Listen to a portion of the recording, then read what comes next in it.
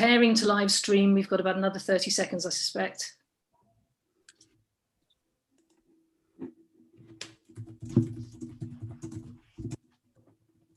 Telling me it's live, Joe. Preparing to live stream. Okay, we are now live. Preparing to live stream. We've got about another 30 seconds. Good morning. I'd like to welcome you all to this meeting of the Thames Basin Heaths Joint Strategic Partnership Board.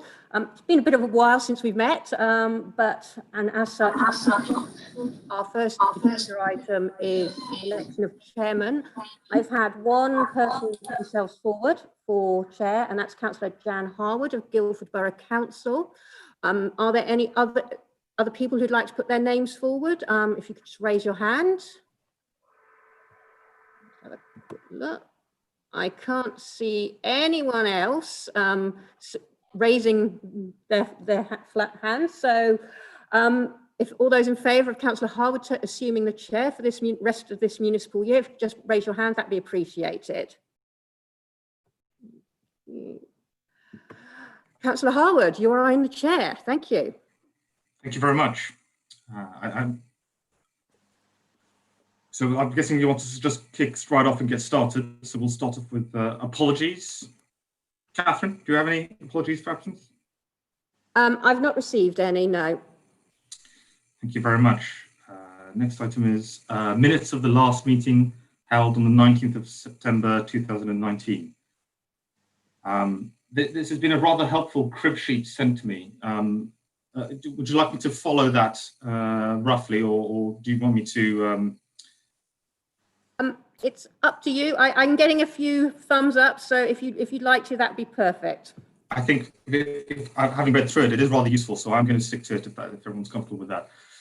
So I'm informed that the minutes haven't recorded a natural England matter that was raised that will be reported at this next meeting here, in line with the April meeting being cancelled. It regards the ruling of the ECJ in the People Over Wind case, but also in respect of the additional funding agreed for a data officer. It should be noted that it was said that the agreed additional funding would be enabling Natural England to collate the evidence necessary to produce an appropriate assessment of the effectiveness of the mitigation strategy. So I will now open it up to members of here for comments in respect to that matter and any of the anything else in the minutes of the last meeting. Otherwise, we'll go ahead and approve the minutes. It's very difficult for me to see hands physically up. Could I ask that there's an indication? There's a Councillor Darcy who's had his hand up. I think I spotted that. Yes, Councillor Darcy, please go ahead. Yeah, thank you. It was me that raised the issue of Sweetman, which is the ECJ ruling. So I was going to raise it if Jerry hadn't put it into his crib sheet, which is very kind of him. So I think we need to include that in the minutes because it's quite an important, well, it's absolutely key actually. So yeah, I just wanted to add that it was me, I done it. Thank you for coming forward. Any other comments? I don't see anything. Am I missing something? No? Happy to propose, Chairman. In which case, thank you, Councillor Ross. Can we have... I think we don't have... I suspect we can just take an affirmation of the meeting as a collective. We don't have to do an actual roll. I'm seeing nods. Excellent. So can I have by affirmation of the board that we approve the meetings of the last meeting, please? I see a sufficient number of hands up to suggest... Agreed. Thank you very much. So, thank you. We'll move on to item 4, strategic access management and the monitoring project. Hello, right, I think that's over to me then. Yes, thank you, Ruth. Take it away. Pleasure. Okay, so I'm going to share a lovely PowerPoint presentation with you, and I'm going to attempt to share my screen, and hopefully that's going to work. So bear with me just for a moment while I do a bit of clicking up my end, and we will just get it all set up. Here we go. So I will share my screen. And we're going to do that one. And hopefully you can see my wonderfully intricate desktop. And here comes the slideshow. Oh, we did say we might have a difficulty. Oh, no, I think we're okay. Here we go. Here we go. Nope.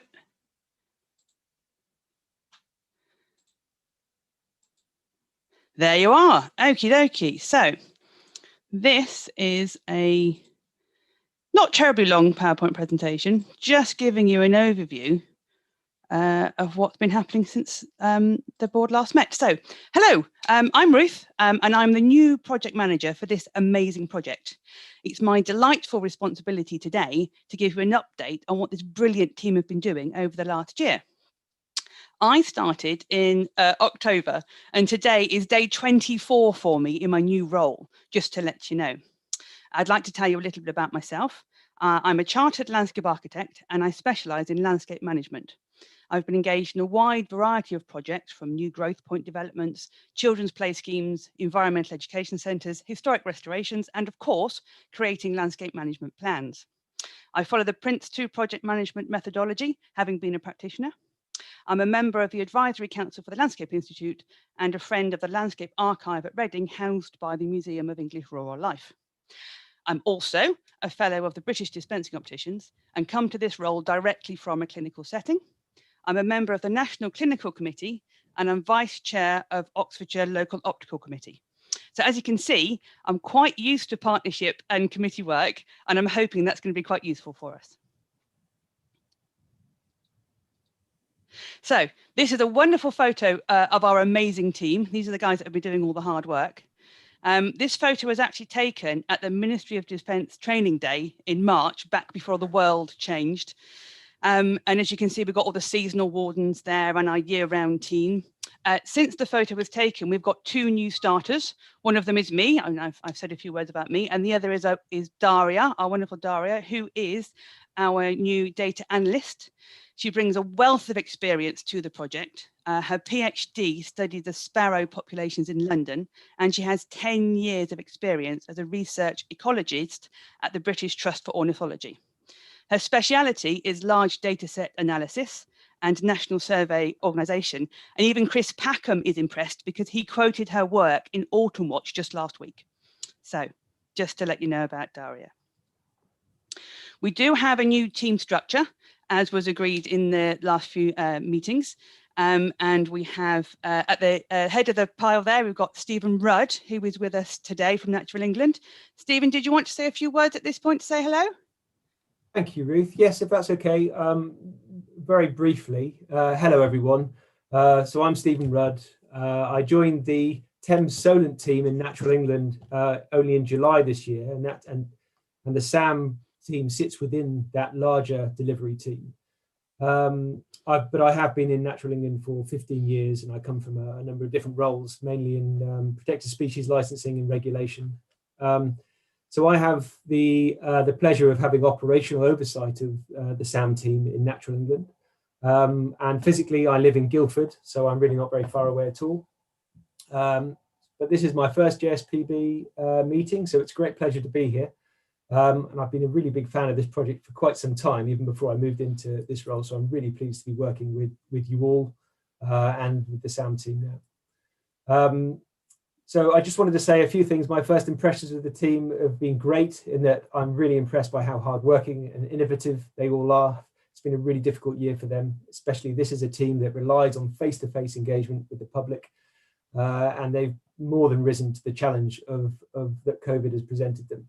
And they've adapted so well. They've moved so much of their work online to social media and really making the best use they have. And a couple of big standouts for me is they've in previous years have been running a virtual Heath week, where they've been relying on having face-to-face educational engagement work with people on the SPAs. Can't do any of that. So the innovative bunch they are, they've moved it all online, recorded loads of video pieces to camera, and wrote loads of educational supplements, and put this all online, and had one big week of really promoting everything they do, which was great to see all the hits on the website and the social media racking up. So that was great. It's really great as well that the team is now up to full strength. So I'm really looking forward to working with them, with you all, and making some relationships within the JSPB if I can. So thanks very much. Really nice to meet you, and I'll hand back to Ruth. Okay, thanks very much, Stephen. So I shall move on to our next interesting slide. So I think the big piece of news, of course, that we can't help but talk about is this COVID virus that has affected all of our lives. So on the 17th of March this year, Natural England's national operational guidance halted all site visits for all Natural England employees. And so, of course, that meant that all wardening was suspended. Amidst the shock of it all, the team had to adapt, as Stephen quite rightly said, and spread the key messages digitally. And adapt they did. I'll go into more detail of each section as we go through the presentation. But just to give you an overview, they created a whole new area on the website full of Heathland-related arts, crafts, games, and education materials designed to connect people with the Heath from home. Participated in 30 Days Wild virtually.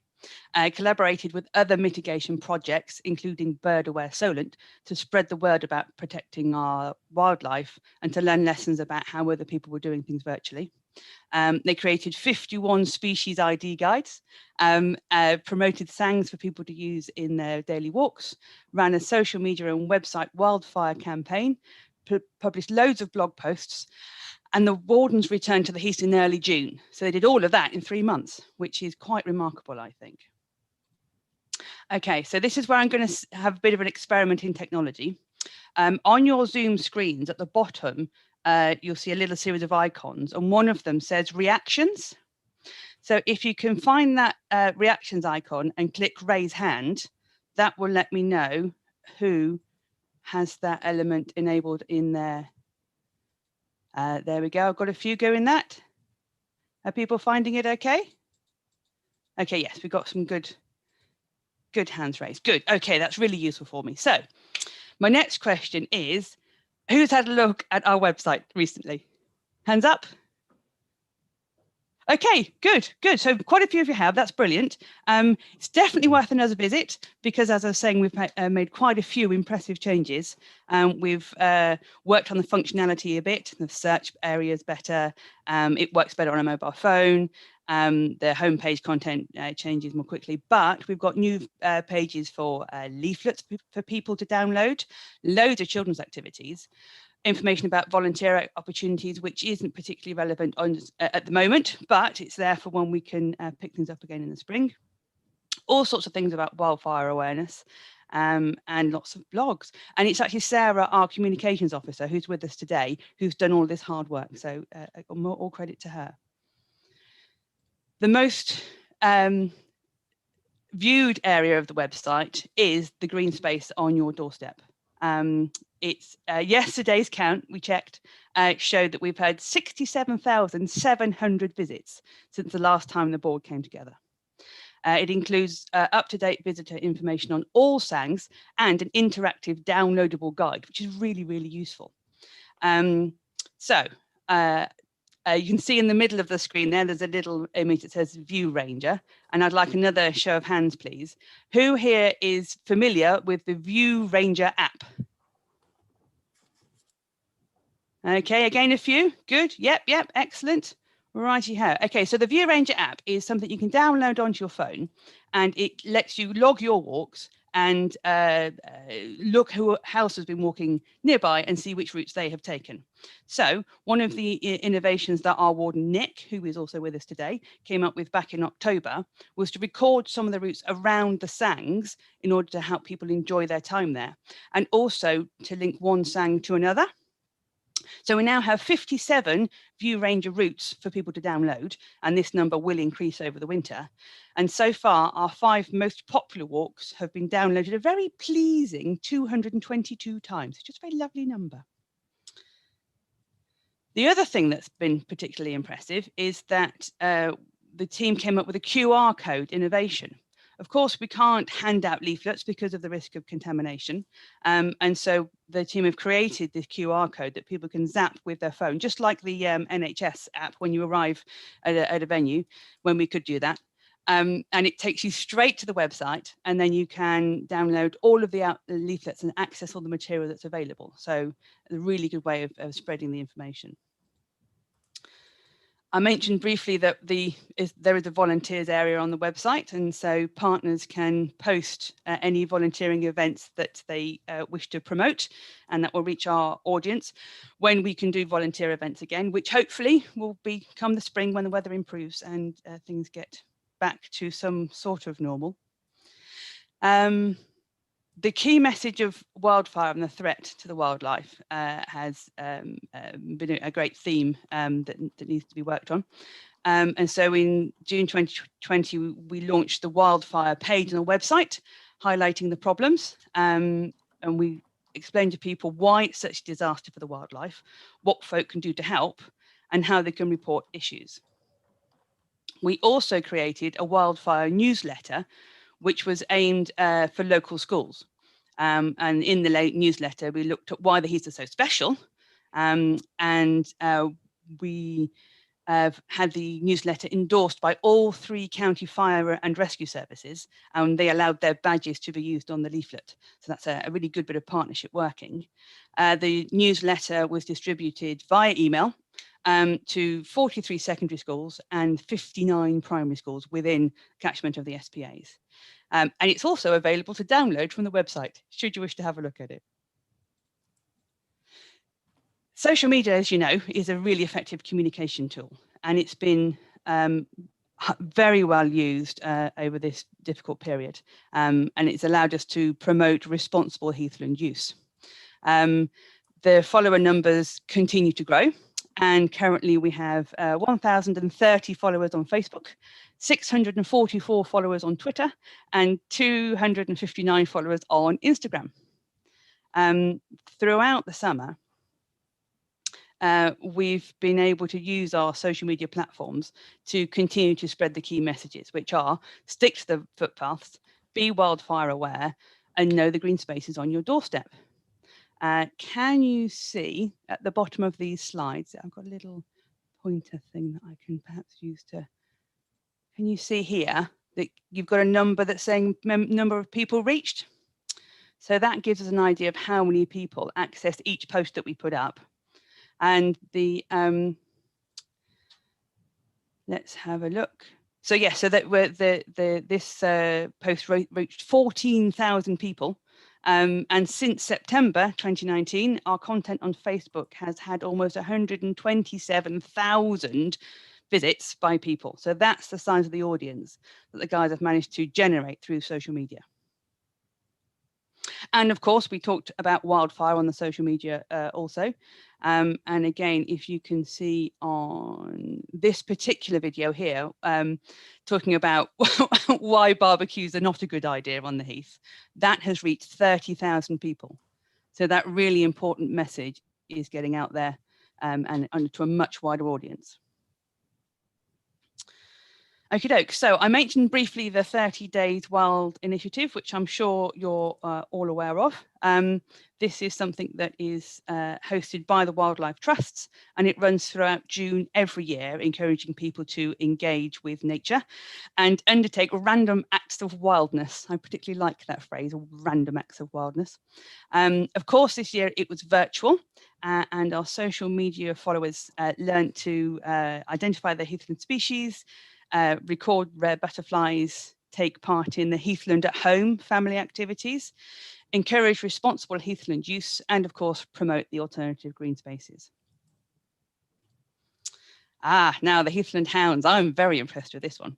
I'm sure you're all aware of Heathland Hounds as a group, but this fantastically successful initiative continues to promote responsible dog walking in an increasing number of local people, and forms a key part of our communication strategy. Thanks to the hard work of wardens Nikki and Joe, who I think are also with us today, the membership is currently 1,135. This is a really engaged audience, and they are actively involved in promoting responsible behaviour in dog walkers on the Heaths. They provide us with information updates during the nesting season. They promote SANGs to other SPA users. They share appropriate partner messages, and they dissemble general dog information to other dog walkers. And they're incredibly useful for providing feedback on things like signage. Before the virus hit us and things had to change, the Heathland Hounds group led dog walks for members on the Sangs, and ran a number of pit stops on the SPA sites to engage with dog walkers that weren't yet members, and attended events run by partners on the Sangs. Stephen mentioned Heath Week, and during this year's Heath Week, they were brilliantly involved, this group, and they took videos of themselves and their dogs walking along the heaths to encourage people how to do it responsibly, and they allowed us to share those videos, which was really generous of them. So not only is it a really lively group, we have been able to engage with other mitigation projects. And so Dorset Dogs and Devon Love Dogs are other groups that look at how to promote responsible dog behaviour. And so we're working together collaboratively to share ideas and gather experience. And as if that's not enough, you can see this lovely smart chap there with his high-vis jacket on. We have the Canine Fire Patrol initiative. And working closely with Surrey Fire and Rescue Service, we have to mobilise local Heathland visitors to keep a watchful eye over the places where they love to walk. That service has actually now got 2 full-time officers, and we're working together to determine how best to enable and support each other's work. So, virtual Heath Week. Heath Week is at the core, really, of our activities. And so this year was a particular challenge when it had to go virtual, as all the other events had to do. It ran for 9 days from the 25th of July, and we created a series of internet-based educational videos and challenges and activities designed to inspire people about their local heathlands. If you can see the beautiful feather here with an A beside it, that was a competition that was run to help people identify, or see if people could identify a particular bird from its feathers, and that was drawn by one of our very talented wardens. And if any of you have ever wondered what a now I just can remember, a woodlark nest looks like, that's Nick showing people what it's like, and he made a video explaining what the nests look like. And those videos have been viewed more than 25,000 times. So again, a really wide audience. So what else has these guys been doing? We engaged with, well, as you know, quite a lot of the heathland is owned by the Ministry of Defence. So in order to ensure a uniformity of message, we collaborated with the Defence Infrastructure Organisation to produce a new leaflet about dog walking on the TBH SBAs. This was published in February, and of course can be downloaded from our website. And another great piece of partnership work, and we've got the partnership newsletter as well, which is a quarterly email newsletter, and it continues to be a vehicle for partners to share key news stories and anything noteworthy with other members of the partnership. As you can see, this is the August newsletter with Daria joining the team as one of the news items. The next edition of this is due out this month. Okie dokie. So I'm going to talk to you a little bit about all the education elements that we've been engaged with. We continue to build very strong relationships with local schools.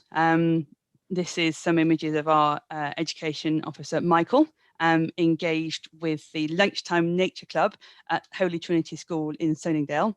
And the children are learning about reptiles and hibernation, and of course, our favourite ground nesting birds. The staff were so impressed that they booked to come out on one of our Heathland exploration days, and I'll tell you more about those in a moment. In the months leading up to lockdown, we ran a number of sessions for local children, all of them covering the project's key messages about responsible heathland use, but also talking about seasonal change, habitat management, and of course, ground nesting birds. And the team were able to reach 650 children before lockdown prevented us from hosting the events. So I mentioned Heathland Exploration there, so a little bit more detail about it. This is created by Michael, who's front and centre there, as you can see, engaging all the children's attention. And and it's a popular and fun way for children to learn all about heathlands, some of the key species that live there, and the threats faced by the landscape and its inhabitants. The sessions can be tailored to meet different curriculum areas, Key Stage 1 or Key Stage 2, which makes the education team from the visiting schools very happy. Holy Trinity School in Sunningdale had their minibuses booked and were primed to visit when lockdown hit. Regulations allowing this heathland exploration will return in the spring, we hope. Okay, so I mentioned briefly at the start that we had put together 51 species ID guides. When trying to engage virtually with people, the wardens found that actually some of the lesser known species that we have don't have very good ID guides out there. So they created their own. So the birds, when you click on them, you can hear an example of their bird song.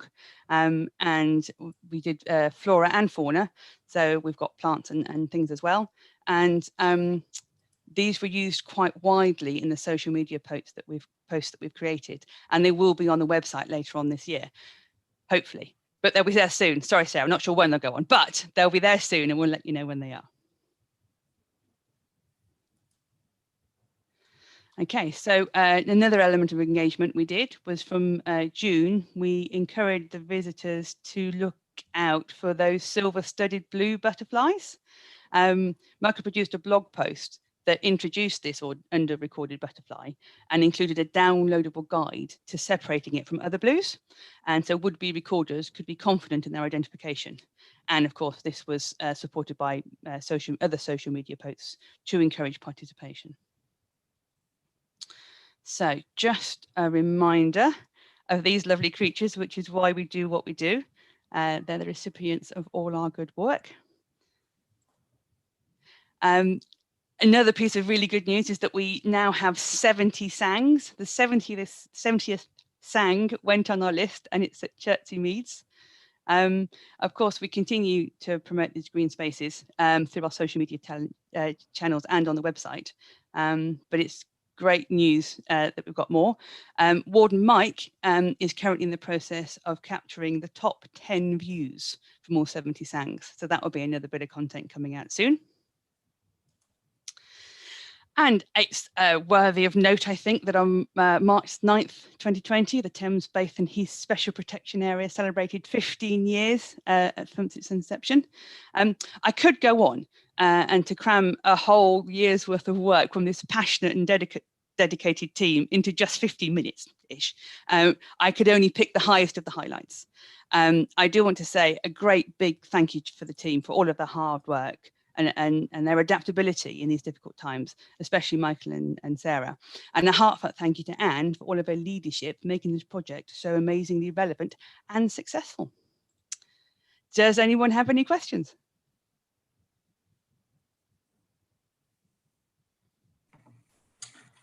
Thank you, Ruth, and a warm welcome also.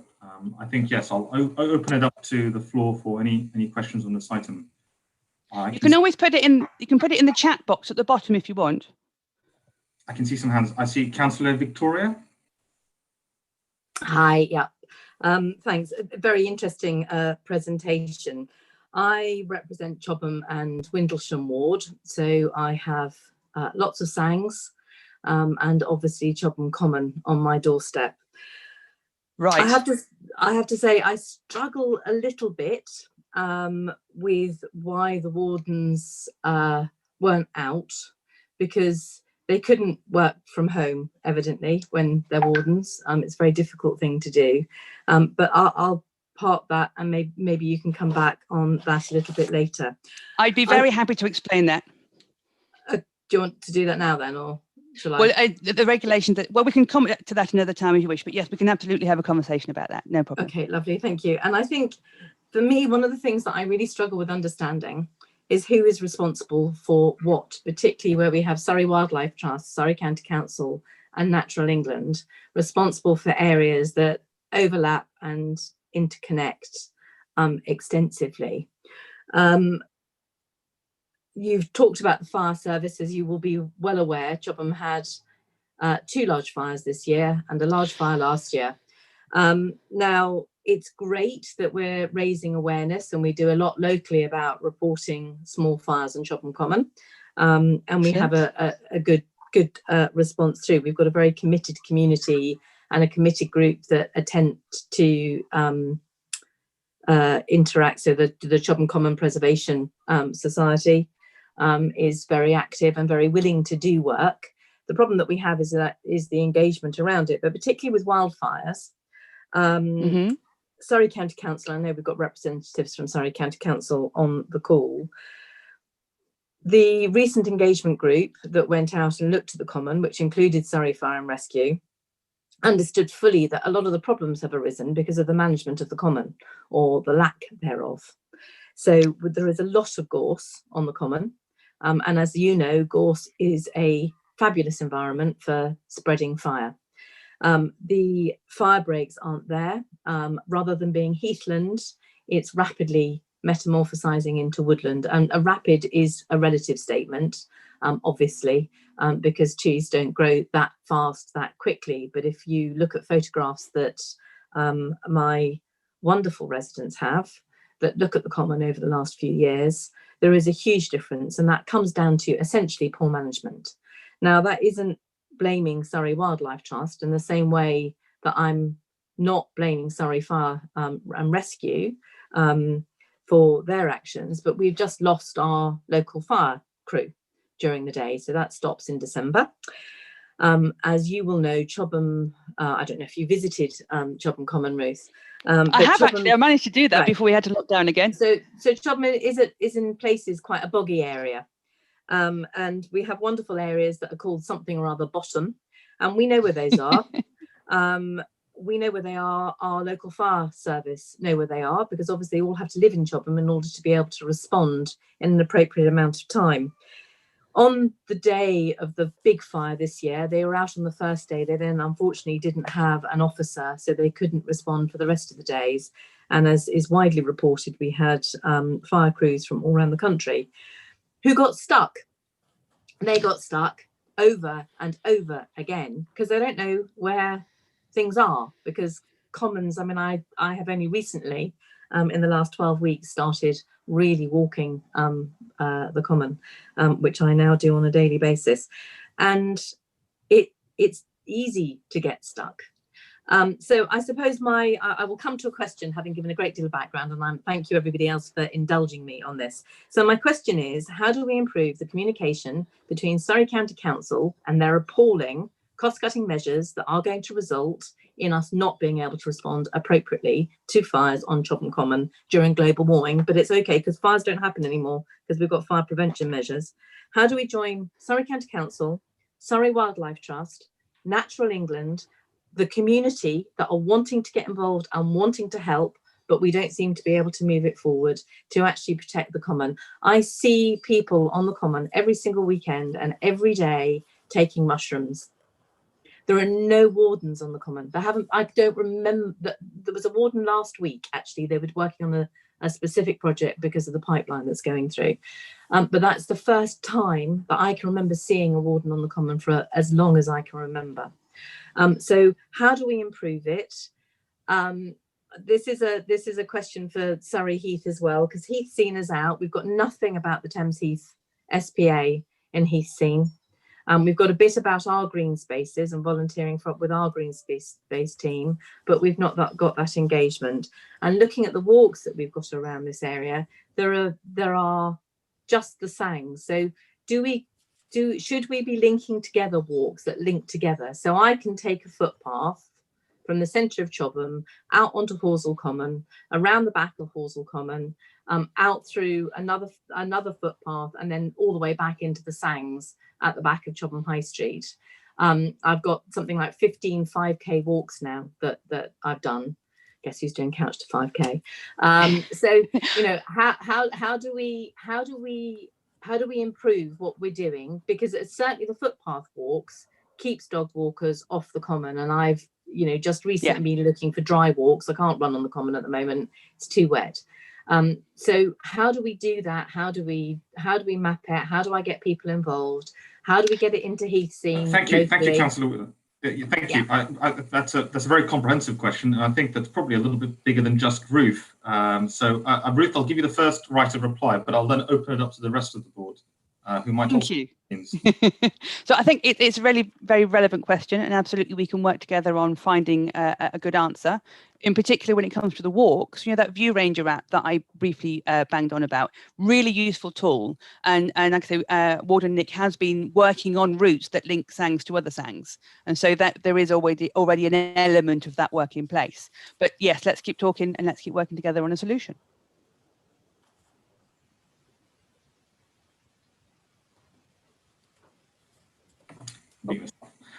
Thank you, Ruth. I'll on this topic, I'll open it up to any other people who want to express their opinion. I see Councillor Glenn and then Councillor Hilton. Thank you, Chairman. Listening to Victoria, it was very interesting. She's gone into some depth on important issues, and obviously there's a passion there. I don't think it would be a bad idea to have a paper on this at a future meeting. It's because a lot of questions have been posed about how can we do this and how can we do that, and if we don't actually tie it together, these important issues could be just lost in the ether. So it's about should we have a paper on it or an item on it at a future meeting. That's my point. I think that's a valid question. Councillor Hilton. Whoops. Thank you very much, Mr. Chairman, and welcome. I don't know whether this is your first meeting to the Joint Strategic Partnership Board. I don't think I've seen you before. It is indeed my first. I don't know whether you are going to consider taking on the role of chairman as a permanent permanent role. But one point I would make, it's really good to see some new councillor blood that's really interested. And so those of us who've been around a while, look, if this project is going to go forward, it needs that. I think from a relatively slow start, and don't forget this project's been running for roughly 15 years, from a relatively slow start, an incredible amount of work has been done over the past 18 months. And I think a lot of credit for that goes to Anne Conquest, who has driven much of that work. And I think that it is incredibly important to the Joint Strategic Partnership Board that the project itself has a high profile.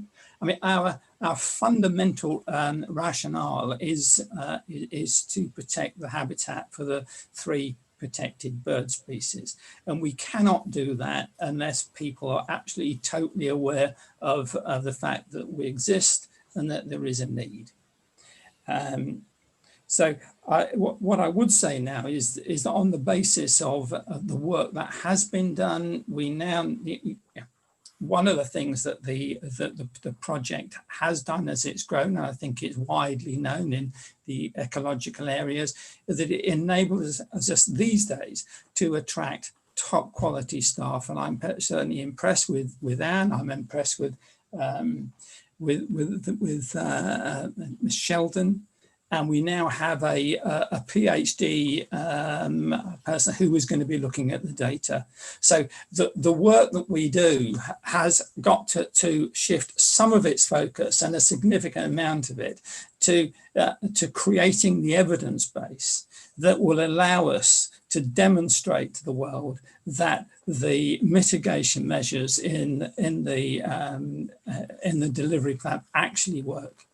And I look forward to that work coming forward with at pace, because I think we're under pressure, and I don't know how, if at all, that we can use any of the data that we've got for that purpose. We did have a footprint, a paper that took a year for them to put together, and we decided that we should not publish it because it wasn't scientifically robust enough. So that is the bit of this, that I look forward to. The stuff that's been done gives the Joint Strategic Partnership Board and the work they're doing a face in the public. That's absolutely great. Let's get on and start to do the scientific work. Thank you, Councillor Hilton, and thank you for your kind words. I won't go as far as to suggest that that I would like to hold on to the position, but we'll see. If my feet are sufficiently cinched, then we'll see. I'd just like to bring it back towards slightly more what Councillor Wheeler was talking about. I think her criticism weren't necessarily leveled at this board or its activities. I think, and please do correct me if I'm wrong, Councillor Wheeler, it was more of a comment on the partnerships that are required. I suspect that this board is an excellent demonstration of the kind of partnership that she would like to see more of. There is, and I would echo her words in a way, there is and has been for some time a lack of cooperation, shall we say, between the various bodies. I would put forward.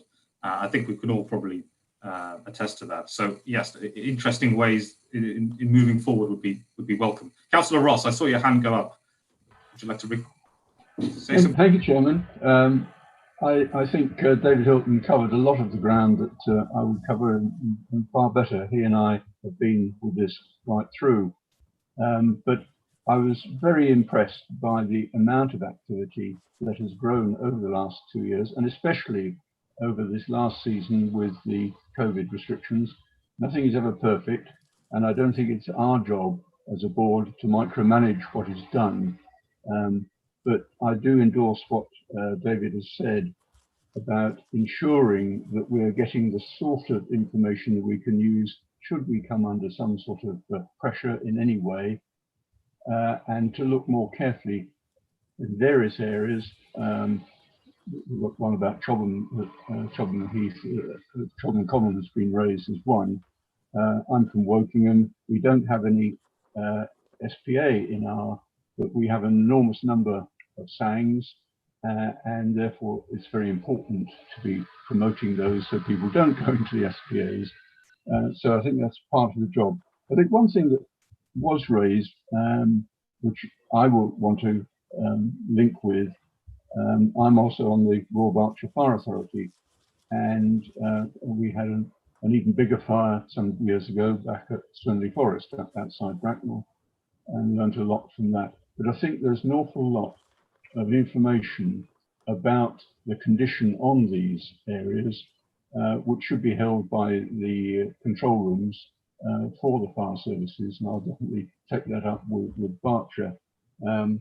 But just going back to where I started, I'm enormously impressed with the work they're doing, and I think that gives a lot of confidence in supporting later in the agenda the sort of activity level going into next year. Thank you. Thank you, Councillor Ross. I have Chris Terrell. I see your hand up, and I also afterwards Councillor Martin.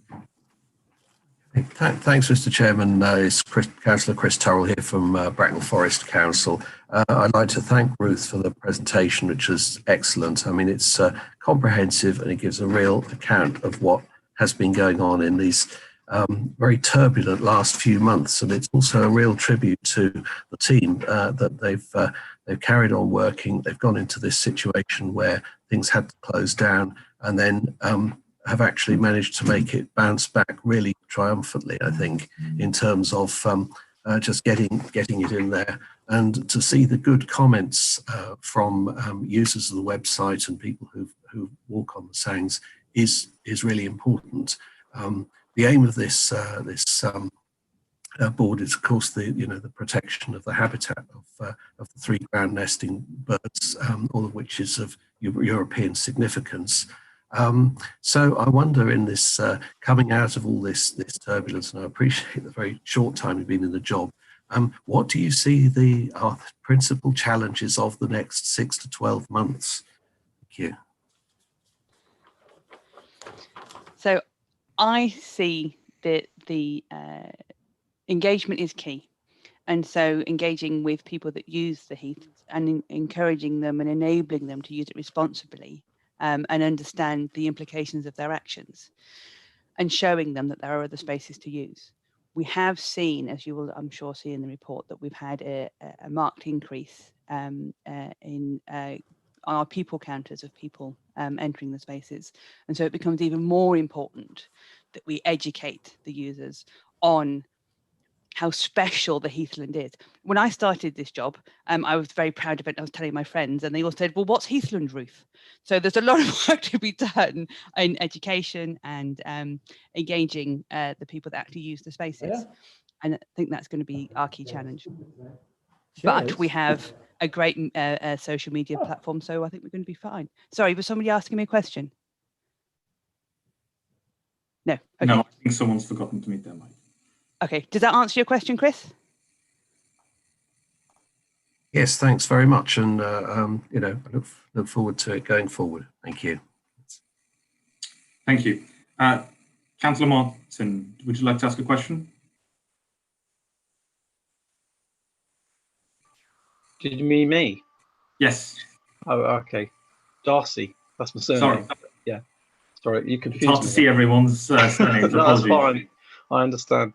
Yeah, it was really a comment on what Councillor Wheeler had said, which was the lack of presence of people on site, which has grown over the past few years. And obviously this year's an exception because of COVID. We understand exactly why people haven't been out, although we don't necessarily agree with it.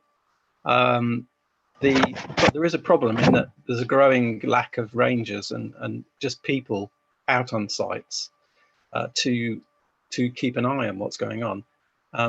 But I also wanted to say that I was very impressed by the presentation that Ruth gave. That I can see the work. I should confess that I did actually work for Thames Basin Heaths for 2 years as a seasonal warden, so I'm familiar from the other side, if you like, and I'm really impressed by how much work's gone into it and by how much the team have produced all these different and alternative ways of engaging with people. My question really would be, how can we measure the effectiveness of these different ways of engaging? And obviously, how can we measure overall the key impact of the project? I know this is a big question. I know we've been dealing with them for years, but I think that's fundamental. So yes, absolutely. And it's terribly challenging because we don't have a control group. So we don't have an area that hasn't been looked after that we can go, you see, this is the improvements that we've made. So it is definitely a challenge. And I think potentially the bird numbers will give us an indication of the success. And of course, now we've got Daria with us with her expertise to help us to collect that information. Perhaps we will be able to evidence it more effectively. What do you think? What do I think? I think what you're doing is really good. I think the engagement of schools is really important. I think social media engagement, I'd be interested to know how many of those people are actually people who actually use the sites, for example, or are they just people who like to click on things on the internet? I think it's fairly niche information, so I'm fairly confident they've got an interest in Heathland, but you know, that's me. Yeah, but it would be good to be able to get some sort of an analysis of it so that you could see whether it was actually achieving what you want it to achieve. I appreciate it's difficult, but I think it needs to be done. So that's kind of my point. And we do have, of course, we do have the Heathland Hound group, as you know, that has over 1,000 members. And they're very engaged on the social media and disseminating the information. Yeah, and I think that's a good another good initiative, along with the schools initiative and the engagement with social media. And it's something that's come on a lot since it started. And I'd like to just commend Nikki for the work she's done on it.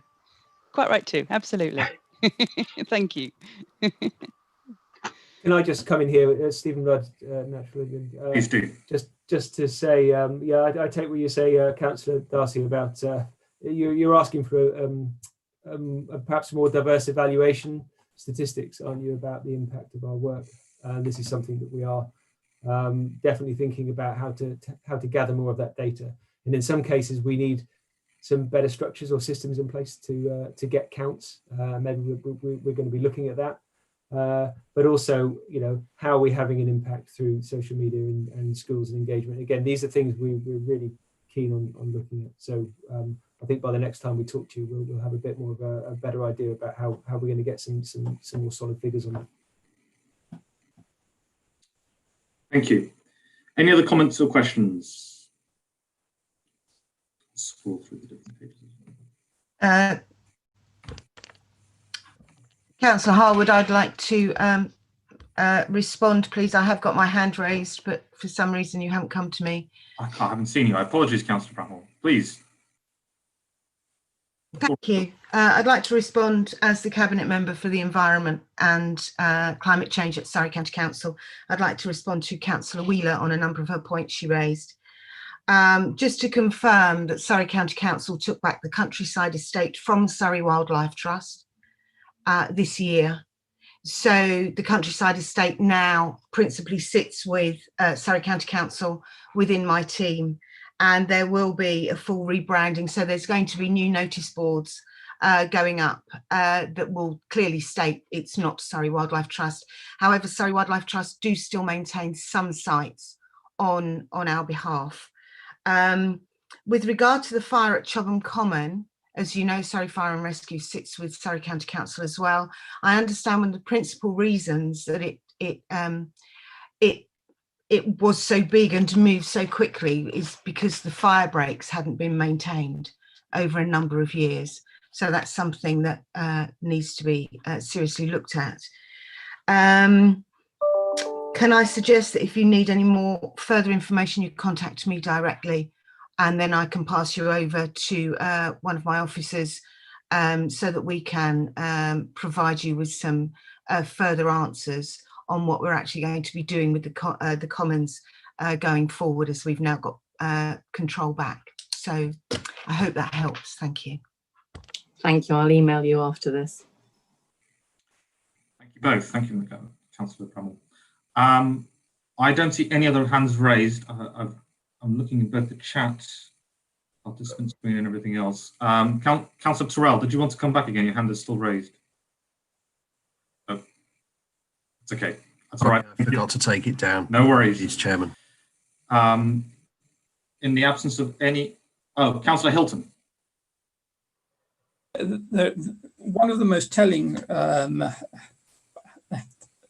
paragraphs in this little update that was put together by gosh, I should remember who it is the fact that we may not be able to grant planning permission if we can't provide an appropriate assessment. So is there someone who can make comment technically on that? I know Mark is in the meeting from Natural England.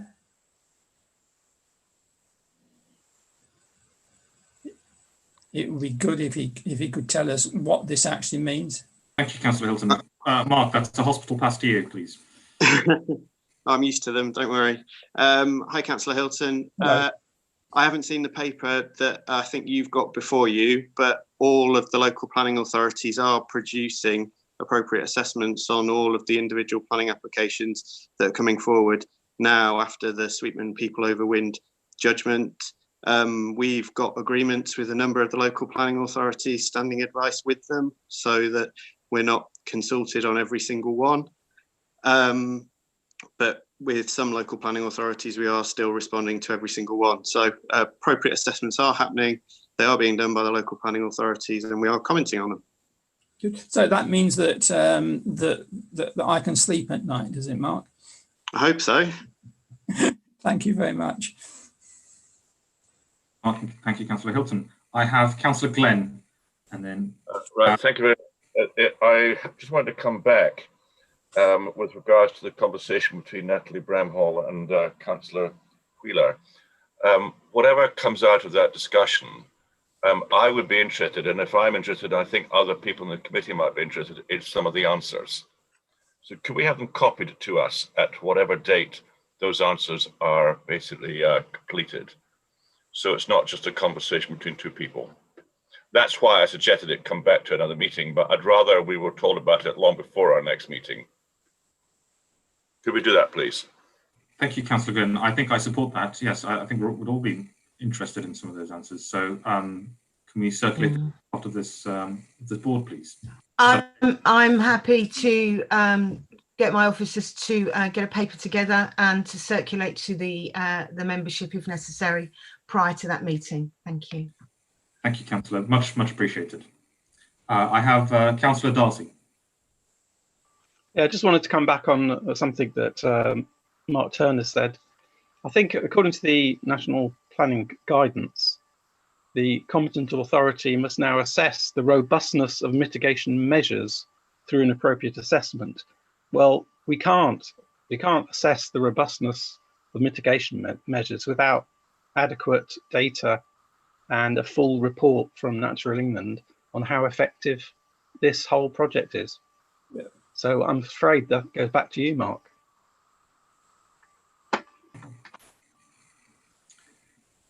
Mark, I think it might be back to you. I think at the minute our opinion is that the project is working. The bird numbers are generally stable or have improved. The SANGs are open and are all busy. Whenever the SANG surveys are completed by the SAM team, they're all full. The car parks are busy. Everybody's using them. And the last piece of evidence, the 2018 EPR work survey on the SPA, which SAM colleagues will know more about than me, actually showed that there had been a net decrease in visits to the SPA. Even though the housing stock had risen, there hadn't been a similar increase in number of visits to the SPA. So although there isn't one sort of piece of evidence, a golden thread that links those 3 points together, the bird numbers are going up, the SANGs are being used, and the number of visits to the SPA is reducing in spite of the increase in housing stock in the area. So as an evidence-led organisation, that's the best piece of evidence that we've got at the minute, which is why we are happy with the robustness of the appropriate assessments that each of the 11 local planning authorities are completing. Are the bird numbers going up? They're not for woodlark, for example. I said stable or going up. The Dartford warblers have increased dramatically from a few years of bad winters a few years ago. So, yeah. Can I just say that the plan is to have formal statistical analysis on all these points. So depending on the data on birds, but I'm planning to model that statistically as well, and then put it in a much larger model to understand whether the spatial diversity of the area, in particular distances between the SANGs and the SPAs, influence the number of birds and indeed the visitors and so on. So kind of like a matrix, if you want. The very end result, which might or might not be feasible depending on the quality of the data, is to have some kind of a menu to understand what kind of visitor pressure the SPAs can sustain for the bird populations to remain at the very least stable, and then from then we can take it into a more management focused answer to the problem. For example, cordon off areas of high density of birds, that kind of things, but that's for much more further down the line. But that is the formal statistical analysis is very much part of my job. Thank you, Daria. Much appreciated. We look forward to that work. I currently don't have any other speakers on my list. So, barring any other comments, we will hopefully note the contents of this report as a board and move on to the next item, which will be about the wardens. Councillor Glenn, did you want to say something? Do we vote on this, Chairman, rather than just... I think it's an affirmation of the board, I think will be sufficient. Is that okay? Catherine? Well, I agree that we note it, okay? Yeah. Let's agree something, okay? Yeah, okay, let's, yes, by affirmation of the board, can we note the contents of this report, please? Agreed. Thank you. I see thumbs up, hands up, and nods all around. Thank you very much. So we will move on to the next item, which is you again, Ruth. So back to you. we're actually tag teaming this one, and wonderful Anne has said that she would be happy to present the tariff uplift paper. So if it's all right with Anne, it's over to you. I think, do we need guidance from the board on the number of wardens for next year first? Yes, sorry, that's an error on my part. I think we were supposed to discuss that as part of the last item, so before we discuss this item. Let me get up. Yes, apologies, that's my mistake. So as a part of the item of agenda item number 4, we are, one of the recommendations is to make a guidance on the number of wardens for next year. I think in the report itself, it's outlined Natural England's position.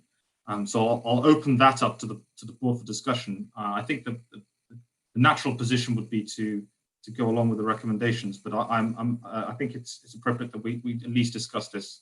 So any comments on the question of number of wardens for next year? Councillor Hyman, you wrote a fairly comprehensive crib sheet, and there were some comments you made in that. Perhaps you'd like to open with that.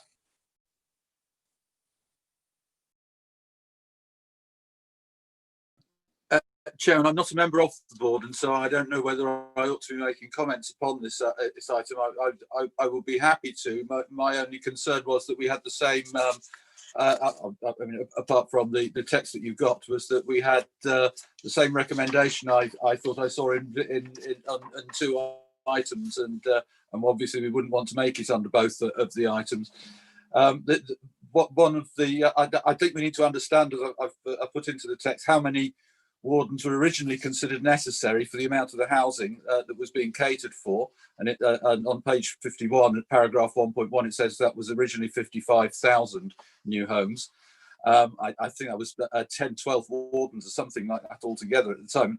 How many more houses we're now expecting to mitigate, and would we need more wardens, obviously, in order to reflect that? I don't know whether Natural England are asking for more wardens.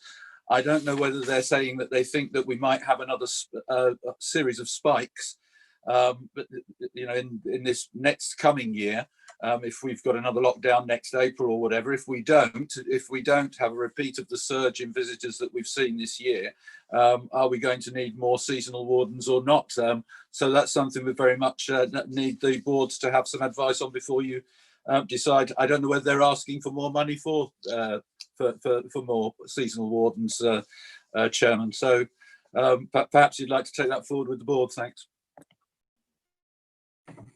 Thank you, Councillor Hyman. Yes, I think that's a valid question.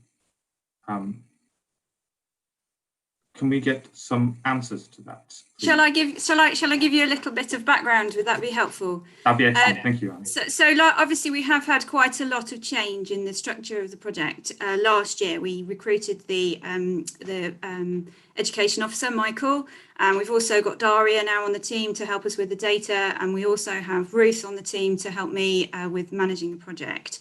But as part of that restructure, what we agreed last year was that we would have 1 less year-round warden, so go to 5 year-round wardens, because of having less pressure on winter work. We originally increased the year-round team because of the need to do overwinter SANG surveys, to interview the public on SANGs to find out their views and feed that back to local authorities, which we've done really successfully, and we've done those surveys on around 2/3 of the SANGs now. We're unfortunately unable to do that this year because of the COVID situation, but we are thinking of putting QR codes on the SANG entrances so people can complete an online survey as an alternative to that. So the model at the moment is to have 5 year-round wardens to undertake the Heath and Hounds work and the planning work, and also mentor the new team when they come in the summer. And then go to a model where we have 7 seasonal wardens. But you will see from the paper that I'm about to present that the money is getting a little bit tighter from that point of view, based on what we've got at the moment because of inflation. So Obviously, we have an amazing team, and we need to keep those people in post. And we are able to do some very worthwhile work, and we have been able to do some very worthwhile work over the summer, even with COVID. So I would propose, if the board are happy with this, that we have 6 seasonal wardens next year. But in addition to that, something that's happened very recently within the team is that one of our year-round wardens actually achieved a promotion to a core Natural England job. So what I would like to do is replace his role with a seasonal post. So in fact, then have 7 seasonals next year, a year-round post towards the end of next summer. So that if one of the seasonals who is obviously amazing at what they do might want to then stay on, or we'll have an open recruitment at that point, so that any other suitable candidates can be assessed as well. Would the board be happy with that approach, where we have 7 seasonal wardens next year based on 6 as a standard package, and then a 7th to replace the year-round that is just about to leave? We have a number of questions. Before we answer that directly, Councillor Darcy. Sorry. I just wanted to ask a couple of things about the report, which had some graphs showing interactions, and I wondered what was meant by typical interaction, because there are two graphs with very different looking data, and the only difference is that one includes typical interactions, and so I must admit I was completely confused by that. Can I ask Daria, as she produced those graphs, to answer that question? Yep, absolutely. So I'm pulling it up. Basically, because of the restrictions, obviously the wardens could not have the normal interaction that they would have. So I was just scrolling up. So the first graph reflects that with a big dip in the summer months. While the second one, the wardens were asked to make a note of the interaction that they would have had the restrictions not been in place. And that is what the second graph shows. So the second graph is meant to give you an idea of the kind of effort that the wardens were putting in to interact with people. Obviously, they couldn't do the full spec because of restrictions on one-to-one interactions with members of the public. Yeah, thank you. Could I just ask another question then? Regarding Anne's suggestion of having 6 + 1 seasonals next year, what are the chances of them being able to do the full interaction that's not sort of virtual or as if they might have done if they could have next year, do you think? Because obviously that's key. If you're going to have seasonal wardens, you need them to be able to go out and talk to people. Yes, Martin, you're dead right. And if I had a crystal ball, I think I might lend it to Boris, actually, at the moment. That'd be really useful. I don't know if even he could answer that question for you at the moment, to be honest with you. And the honest answer is, I don't know. But I suppose my kind of my want is for you all to be engaged and totally aware of the challenges that we are having, and you've highlighted those, in that we can't have we can't have what we would call a normal interaction, where we would go up to somebody, maybe say, hi, how are you, have a nice day, have you heard about how special this site is, and would you like a leaflet about some more information? Would you like to join a volunteer group? Those types of conversations that we're having, we haven't been able to have this summer.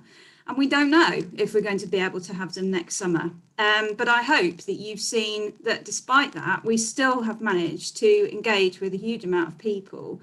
And without those numbers of wardens, I don't think we would be able to do that again next year, even if we were completely locked down for the whole of next summer, which I'm really hoping that, I'm sure along with all of us, won't happen. But we have to put that forward as a possibility, and I don't want to get to sort of this time next year and for you to to say to Ruth and I, well, why did you put all these wardens in place? Because, you know, they haven't been able to have direct conversations with people on the SPA.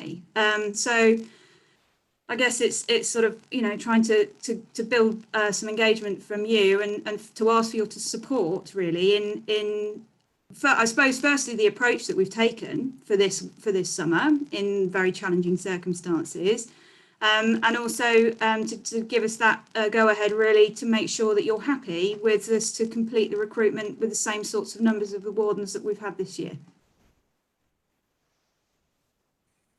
Thank you, Anne. I've got Councillor Glenn next, then Councillor Wheeler, and then Councillor Ross.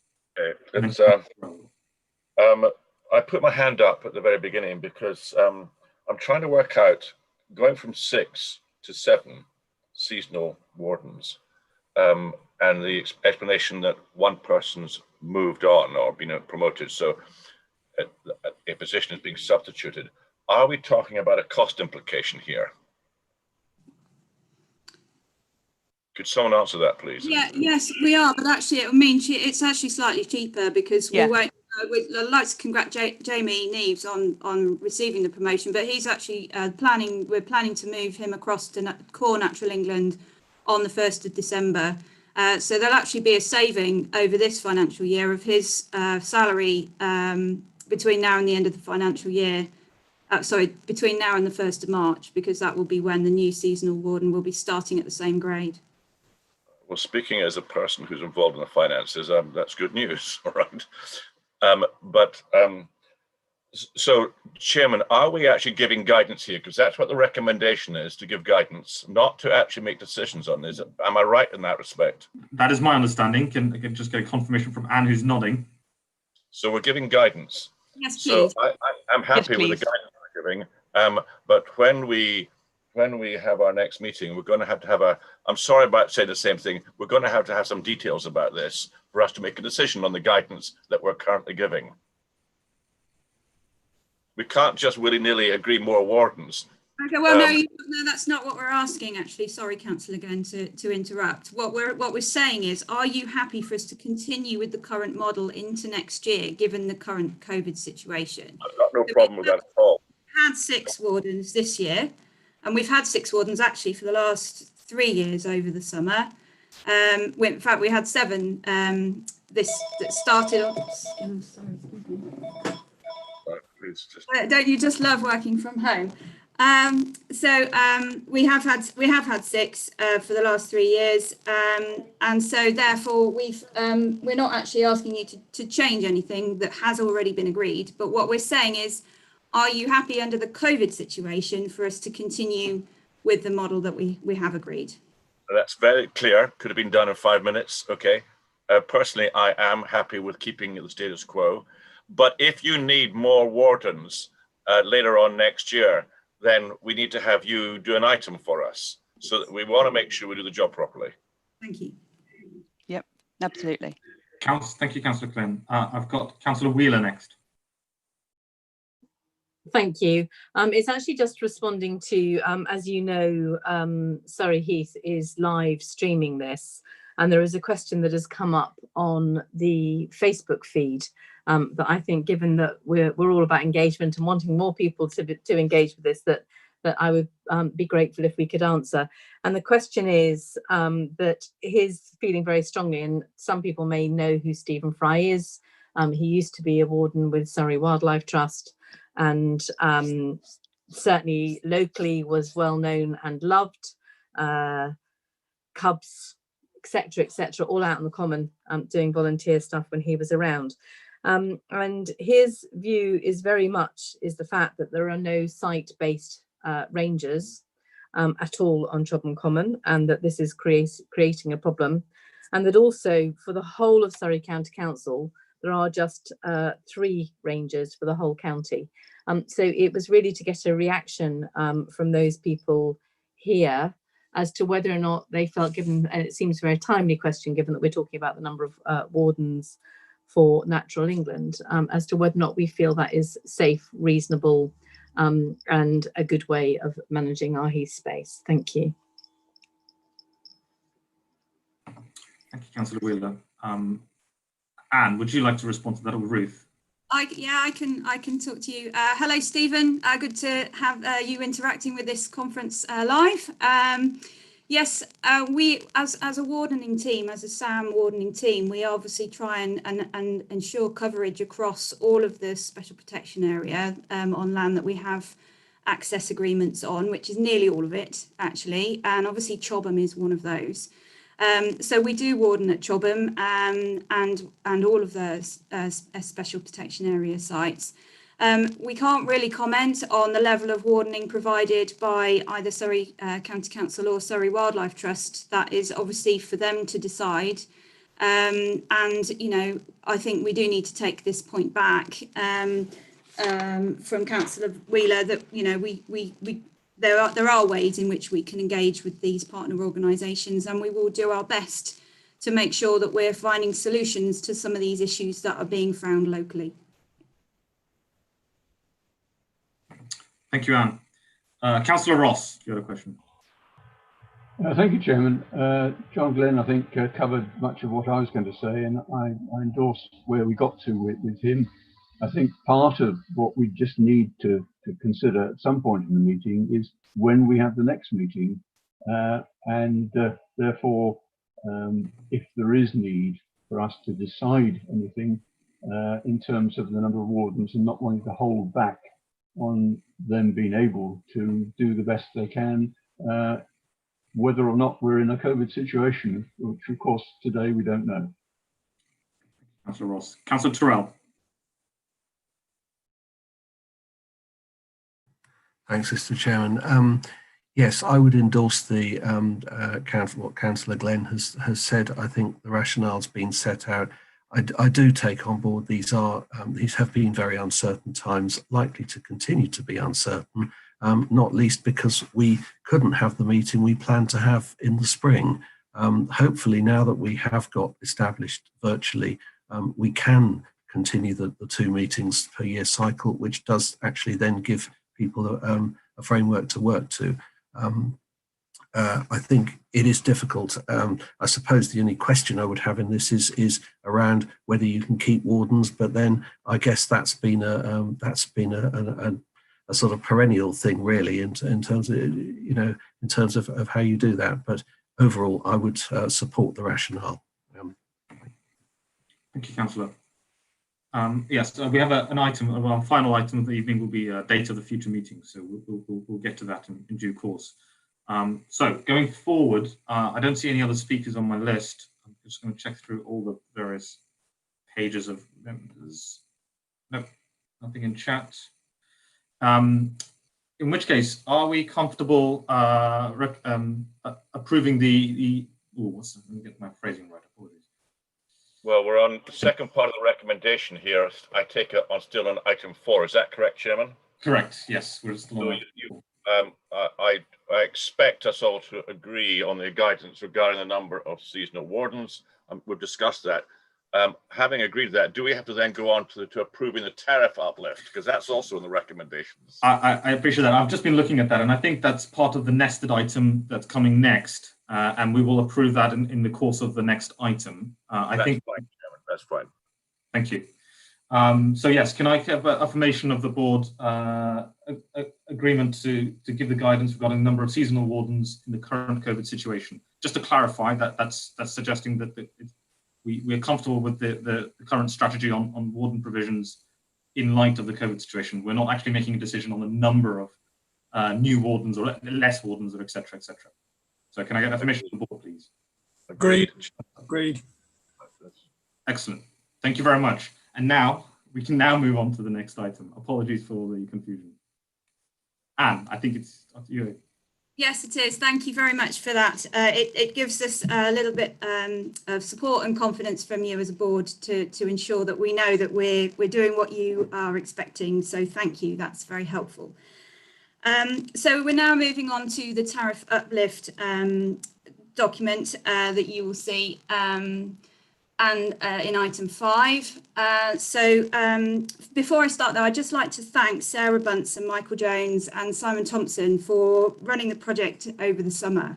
I think you'll see from Ruth's presentation, and I've had various comments from you that you seem very happy with what's happened, and they've done a fantastic job in stepping in over the summer.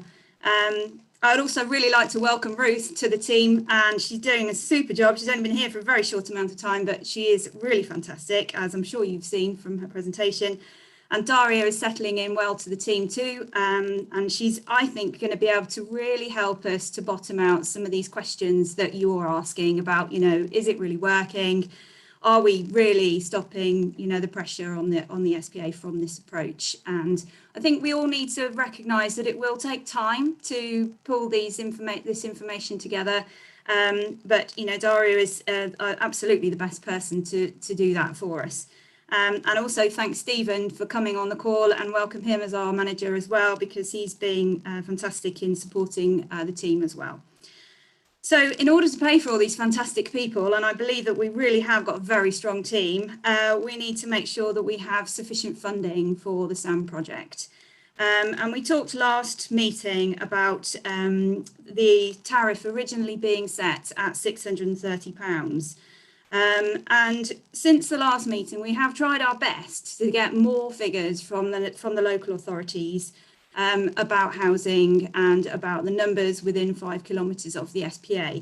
And unfortunately, it's really difficult and very complicated for them to forecast. And they have tried quite hard to give us information that we need. But it has been very difficult, and it's quite a complicated picture. So I think that, my paper sets out that we have got that as a standard tariff still, the £630. It hasn't been increased with inflation. And what we're really left with is that the SAM income is derived of two factors. Firstly, the income that we collect as a tariff, and secondly, how that tariff is then invested by JSPB as a long-term investment strategy. So my suggestion, based on the fact that the 630 hasn't been increased over the last 10 years, and that is the main part of our income, that there is an opportunity at this meeting to ensure the longevity of the project by making sure that that tariff keeps up with inflation. And if we ensure we do that, then that will put less pressure on the investment rate longer term. So I would like to ask the board to support the inflationary uplift of the tariff as originally agreed in the SAM strategy in 2010. Thank you.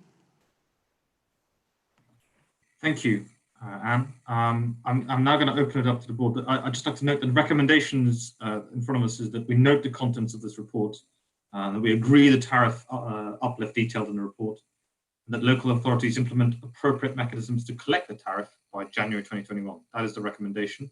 I've got Councillor Hilton first, and then I'm going to go to Councillor Glenn.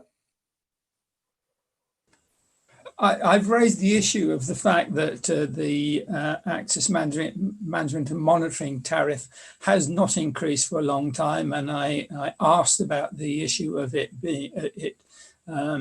being uplifted with inflation, as by the way the tariff for supporting SANG is. So if you over time the cost that a developer pays towards SANG has been uplifted by inflation.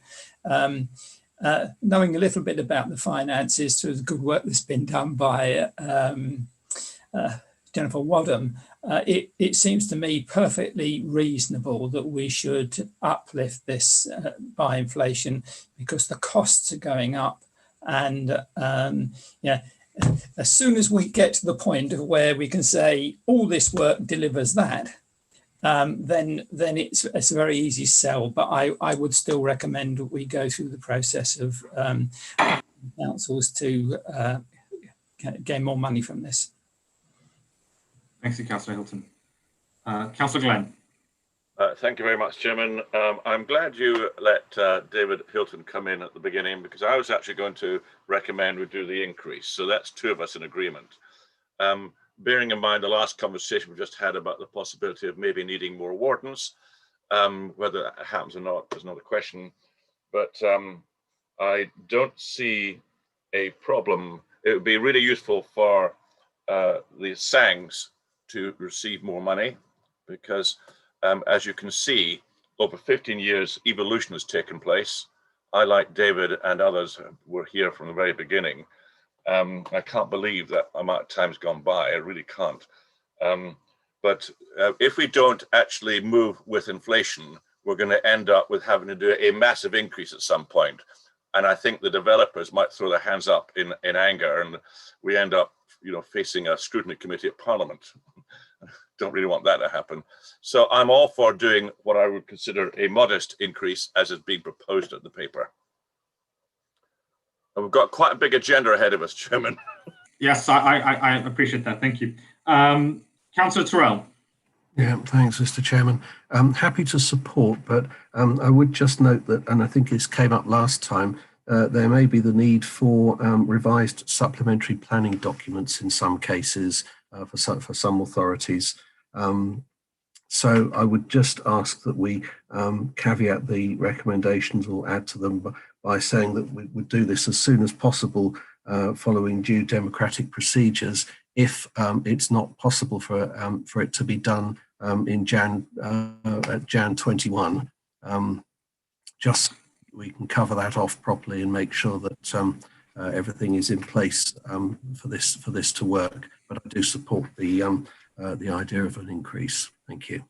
Thank you, Councillor Tyrrell. I think yes, it's an important point. I suspect a lot of the SPDs will have been written in a fashion to anticipate shifts in tariffs, so that clause or provision in there to adapt to that. But it's worthwhile. Can we note that, please? And then I've got Councillor Hilton again. You raised your hand. Very briefly, Mr. Chairman, in the event of our funding running out and under certain circumstances, would the burden of funding access management and monitoring, in other words, the Natural England team, would fall back on councils? I just want to make sure that councillors are aware of that, which might actually move them to support the proposal. Thank you, Councillor Hilton. Any other comments? Everyone's been in support so far. If I might interrupt, Chairman, I'm not going to hand up. I think Chris Tyrrell made a very good point. I think January is probably too early. I would suggest by the end of the financial year. We can make that as an amendment. If everybody agreed that, we're talking about what, March, April? Yeah. I'm certainly happy with that. Yes, unless there's any dissenting opinions on that, that's perfectly acceptable. Sorry, Chairman, I did have my hand up very quickly. Please. I support the idea of moving forward, and I think John Glenn's idea of timescale is right. My question is, who is going to write and explain this to each local authority so that they've got enough background, because many of them probably haven't looked at this or thought of this since we started? That is an excellent question, which I'm going to have to pass over to someone because I do not know the answer. There's got to be an officer, I imagine. It has to be, yes. I would hope so.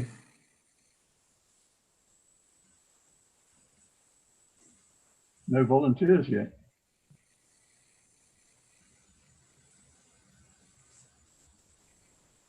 Catherine, can we have some guidance? Can't help it, should be Natural England. They run the project. They started the exercise in the first place. They established the original tariff. And by the way, if they'd have forced the issue, we would have gone up with inflation. So it's a short straw, but it has to. Thank you, Councillor Hilton. What we'll do is we'll take away the officers, and I will take that away, and we'll figure something else, and we'll handle that outside. But the point is noted, and we'll take care of that. Thank you. So firstly, I'm going to handle the slight extension on that time deadline. Councillor Hilton, what was the date you suggested? Apologies, I didn't quite note it down in time. Oh, sorry, it was Glenn. Apologies again. End of the financial year is my proposal. Gives everybody. I think that's an excellent idea. So I propose an amendment, or actually Councillor Glenn proposed an amendment, and I would second changing the date for compliance to the end of the financial year. Is everyone happy with that? I see nods all around. Excellent, thank you. So that will make that amendment. In which case, in order to move along, can I have a confirmation of the board that we are happy with this recommendation? So we note the contents, we agree the tariff uplift, and we're going to require the local authorities to implement by the end of the financial year. Great. See hands up everywhere. I don't see any dissenters, so we'll note that. Thank you very much, everyone. Thank you. Thanks, Dan, and thanks, Ruth. Much appreciated. We'll move on to item number 6, the financial statement. Jenny, I think this is you. It is. Thank you very much, Chair. Morning, everybody. Yes, so financial report, an update for you on the year-end accounts to the end of March 2020, and then also I'll then look at the projections for the next couple of years going forwards.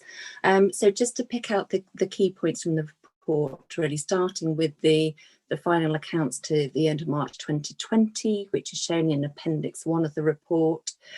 So as you'll see, we've received net income for the year of 2.8 million, and that's after covering off the expenditure. That has been added to the endowment fund, taking the balance in the endowment fund at the end of the year to £13 million.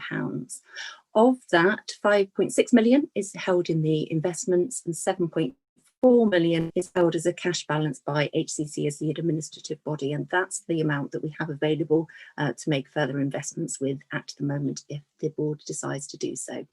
In addition to that, we're maintaining the £1 million in the maintenance fund. That covers the annual expenditure on the day-to-day basis.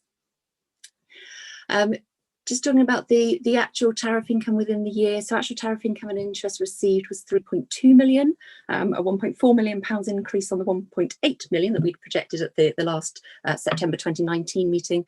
As we know, it's notoriously difficult to predict what the actual income coming in is going to be. It does depend on the timing of developments and so forth. In addition to that, we did have just over £300,000 that was accrued as dividend income on the investments that we've already made. Costs for the year were £464,000, and that's £44,000 lower than we had projected in the September meeting, mainly due to staff vacancies that have been held. Also just wanted to pick up on last year. Obviously the value of investments had decreased quite significantly by at the year end. Part of that we had always been advised by Arlene Close that the CCLA fund was a property fund, so there are very high transactional costs to start with, so we were expecting an initial decrease in value. It was the longer term investment we're going for, but obviously the rest is due to market conditions, and Arlene Close are going to be giving us a presentation shortly, and they will cover that with a lot more expertise than I could. Moving on to the projections for the current financial year and also the following 2 financial years, and those are covered in appendices 2 to 4. So to date, we've actually received £17.2 million in tariff income, and based on the information provided by the partners, we're expecting to get a further 2.4 million in the current financial year, and then another 5.2 million over the next 2 financial years after that. Looking forwards a little bit further, so we are saying at the moment that we could potentially get another £6.2 million overall by 27-28, so which would take the total amount of tariff income we've received to just over £30 million. But there are no further income receipts expected after that date, so that's our window that we've got for actually getting the tariff income in. After that, we would move to the investment income being our source of income. But obviously, I do need to put a big word of caution with that obviously these are projections, it's an estimate, so we need to be really, really cautious about taking those figures as read.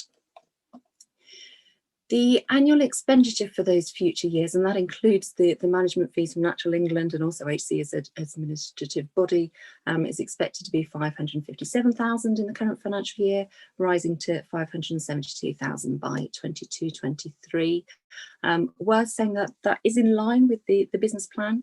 It was originally envisaged by the SAM plan at the start. That was 500,000 per annum plus inflation. So obviously, as we've gone through the years, those costs we would expect to increase quite significantly. It's expected that we would be able to add a further £1.8 million to the endowment fund in the current financial year, and that would give a total of £9.3 million that held as cash ready for investment, potentially rising up to just over £13 million by March 2023. And obviously that's subject to any investments that the board may choose to make at today's meeting. And with that, I'm happy to take any questions on that paper. Thank you, Jenny.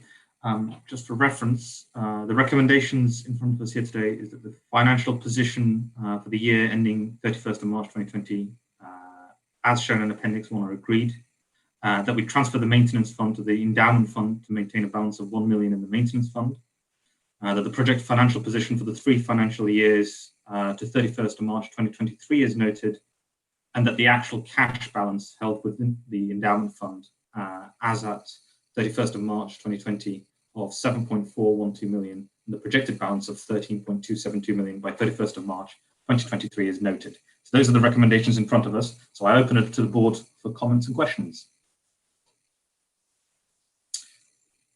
I note that Councillor Glenn and Councillor Terrell, you have your hands up, but I suspect those are from the last time. So, well, actually, thank you for that. Since my hand's up, Chairman, and you mentioned, Go ahead.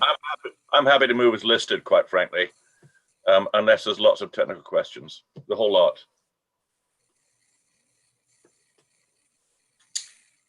Councillor Darcy. Yeah, as finance is not my thing, so this is probably a stupid question, but why is so much held as a cash balance and it says available to be invested? Why is it available and not actually invested?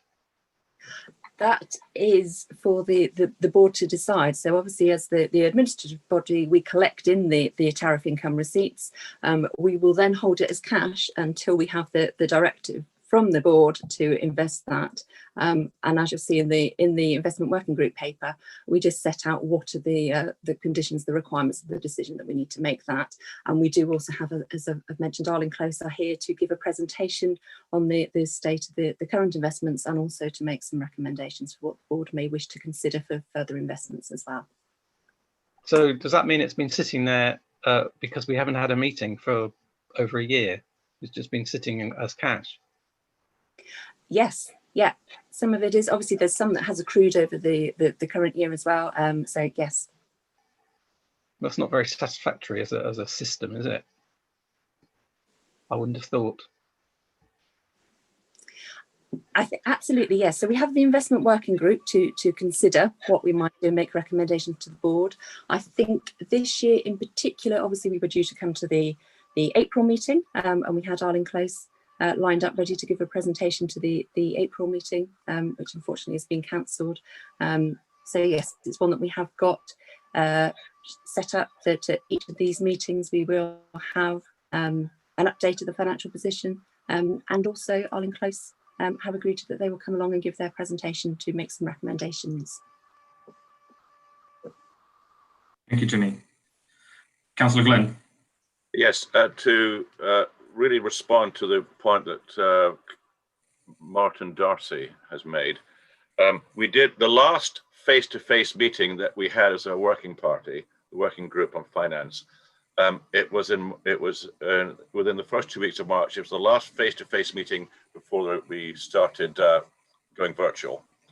And so the discussions that we had, and because we had certain recommendations to put forward at that point, didn't happen because we didn't have the meeting following up from that.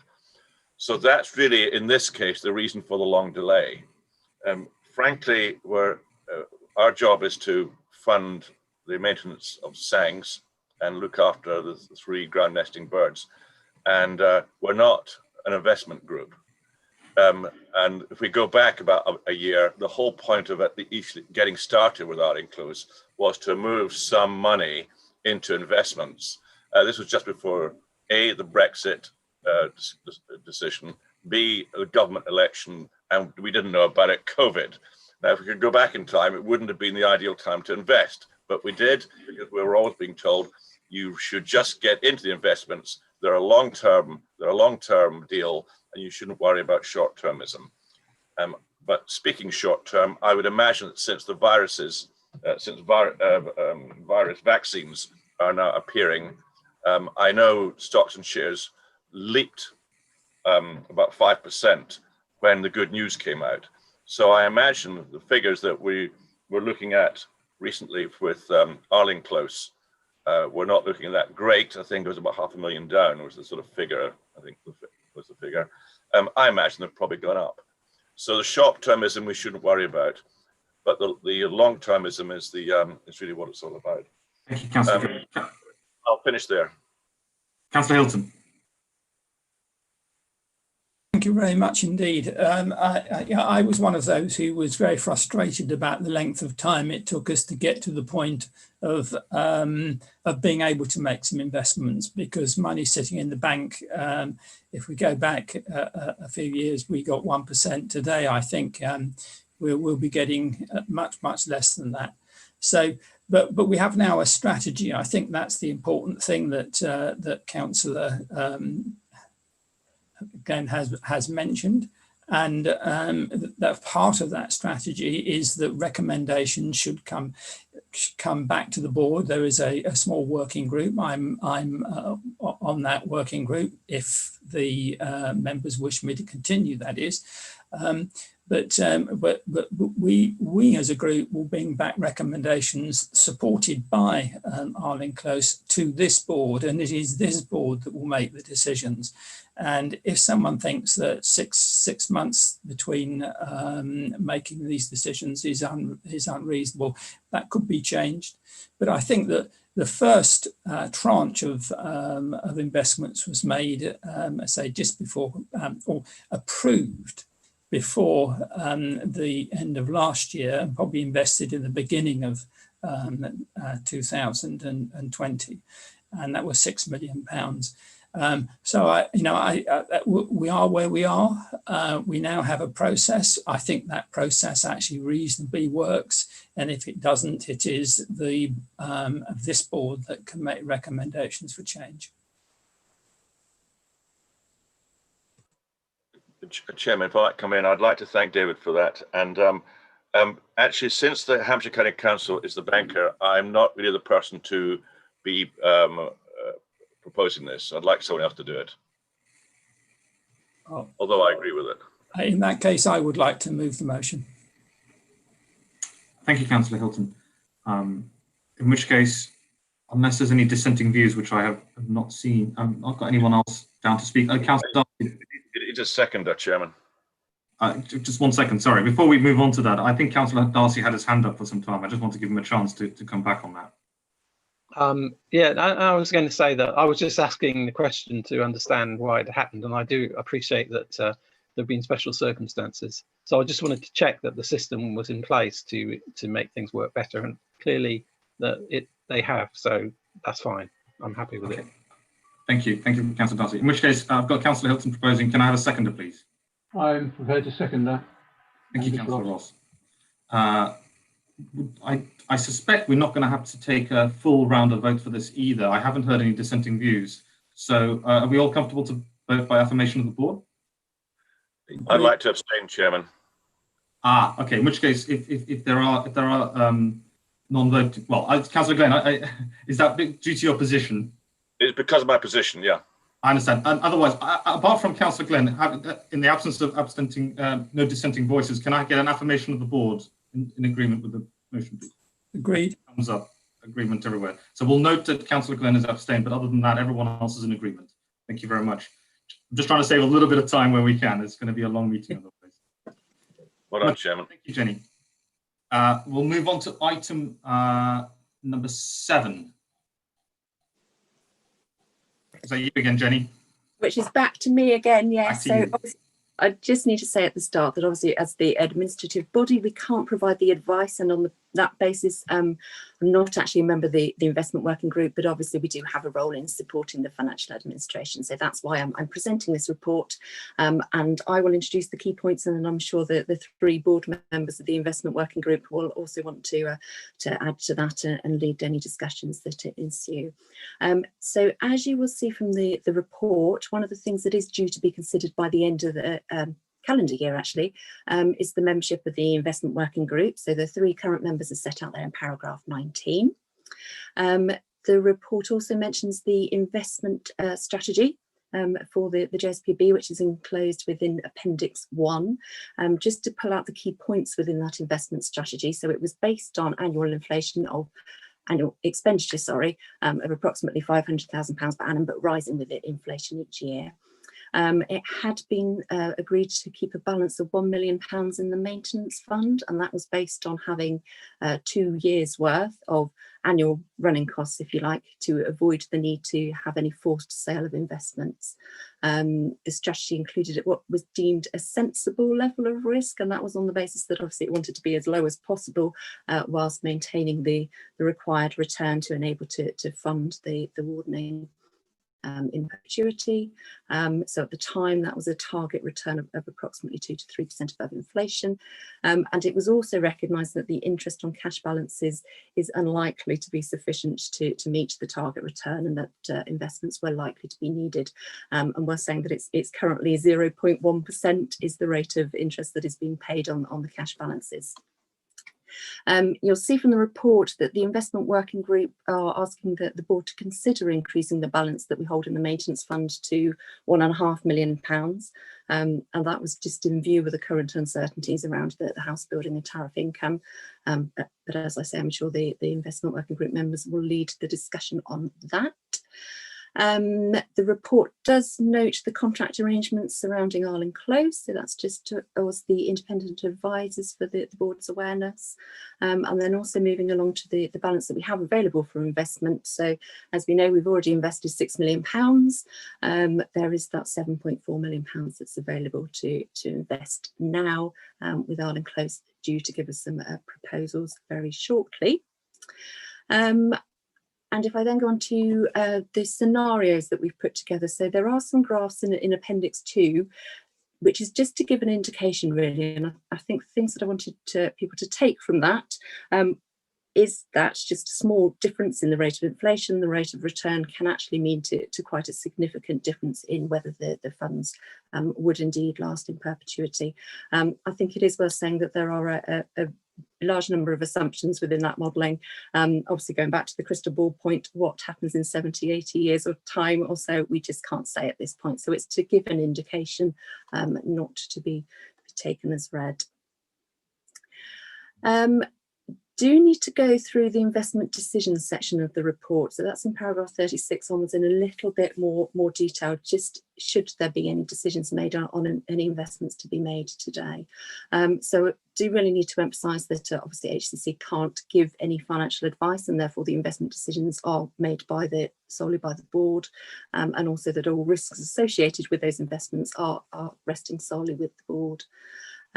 So you'll see that in paragraph 44, we set out the conditions for the investment decisions in order for Hampshire County Council to make those investments.